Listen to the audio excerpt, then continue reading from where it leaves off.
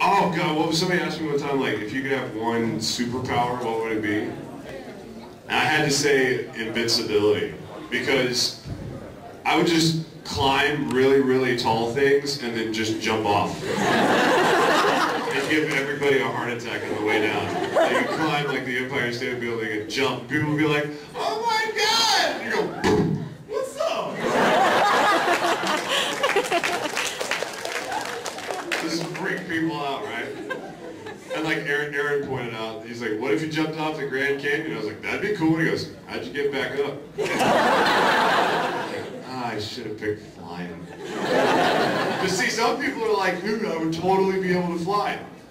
Not a good choice, my friends, because it only takes one time of drunk flying for it all to end. Because if you're not invincible and you can fly, you're screwed. You fly into the side of a mountain one night when it's really dark, you're not going to survive that. Yeah, one landing a little too fast, hey, you can't walk. Go invincible. Or Vic will just combine what the two people say. He's like, I'd be an invincible teleporter. Like, it's one power, Vic, one power. Don't get combos. Goes to the question. Yes? What is the craziest thing a fan has done? Oh, God. Oh, which story to tell? I was given a head today. Right back there with a beard on it. Yeah, actually bring me my head. Don't you. Where's a Sharpie? I want to add something to this dude's face. Yes. There was one time in an autograph line where this kid came up with a bright, shiny new saxophone, right, and laid it on the table, brand new. I was like, whoa, you want me to sign your saxophone? He's like, yeah, it's not mine. I'm like, well, whose is it? He's like, it's my school's. Sweet. Drew as big as I could. You were in so much trouble, dude. Goodbye. I got in the mail once, I got a piece of fan mail that was a lock of hair. Somebody sent me hair and a ribbon. I was like, that is just so gross. It's so strange. What? I don't know. There have been so many weird... Oh, no, that would be disgusting. Wait! They did. I got a Jell-O pudding snack once. Quickly threw it out the window. Out the trash can, out the window. I'm sure that hit somebody on the sidewalk. He was like, what the hell? Who's throwing pudding snacks? This is not my day. Yes, somebody like brought up a piece of notebook paper folded in half with hair in it. And he opened it right then. We were like, that's just strange. Awesome. There have been lots of strange fan stories. If you want to hear the good ones, I think we might do another uncensored panel tonight, so. You'll get to hear the really, really bizarre ones, man.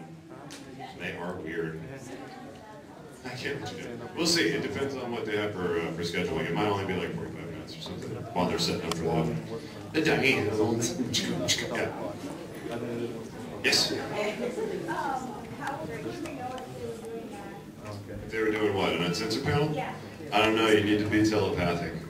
No, I think they'll put up a sign or something that says that they're, you know, going to do an uncensored. I guess. I don't know. We'll see. They'll probably put up signs if we do like additional signing things or anything like that. Hold on, I'm drawing an awesome nose ring. It doesn't really work though because it's on his face. Oh my! Perform acupuncture. Fake hit.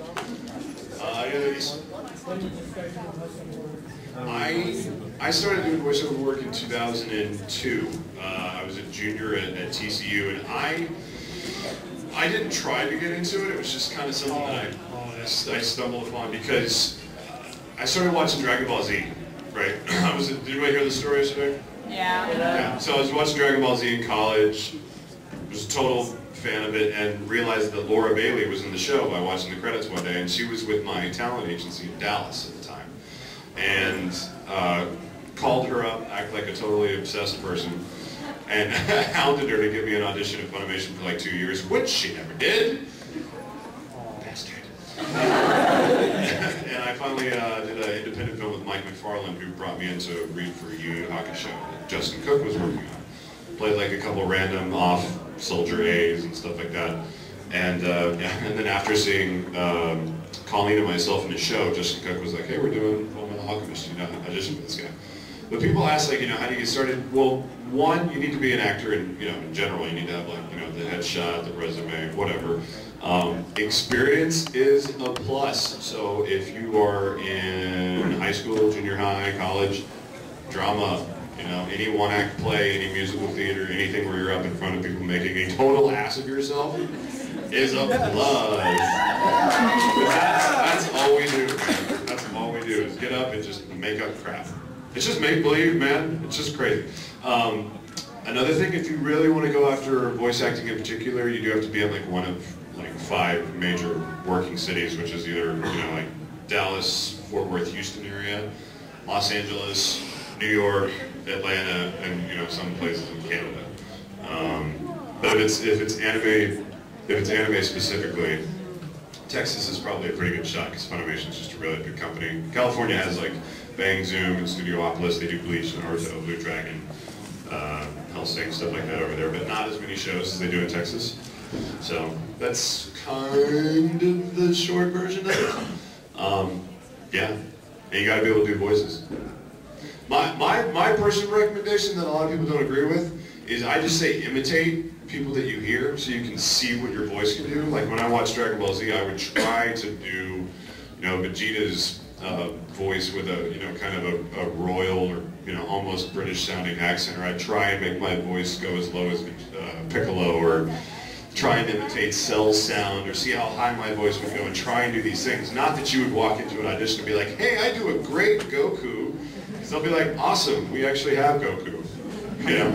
But then you can figure out what your voice can do and what it'll sound like. And that way you can pull it out for certain auditions. Because, you know, when you get an audition sheet up at Funimation, it's just like one picture of the person, a couple of lines, like literally 5 or 6 lines, what the intention is with each line of what's going on, and that's it.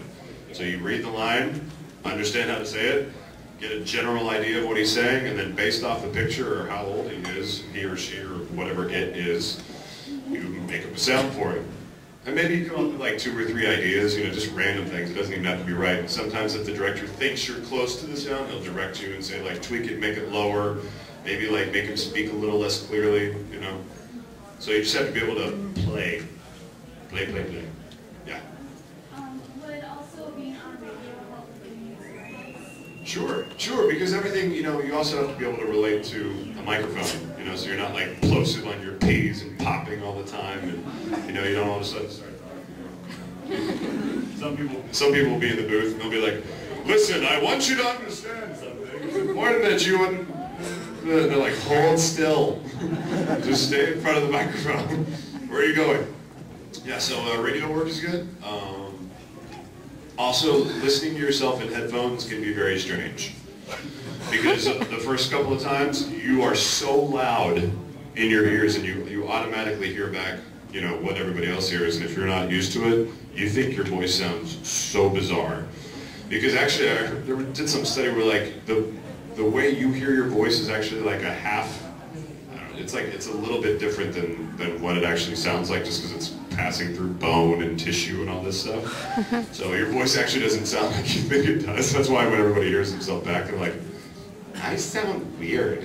I mean, I did that, man. In the first couple episodes of like FMA, I'm like, what am I doing? Who is that person? But you just have to get used to it. You have to figure out what you sound like and what your voice can do.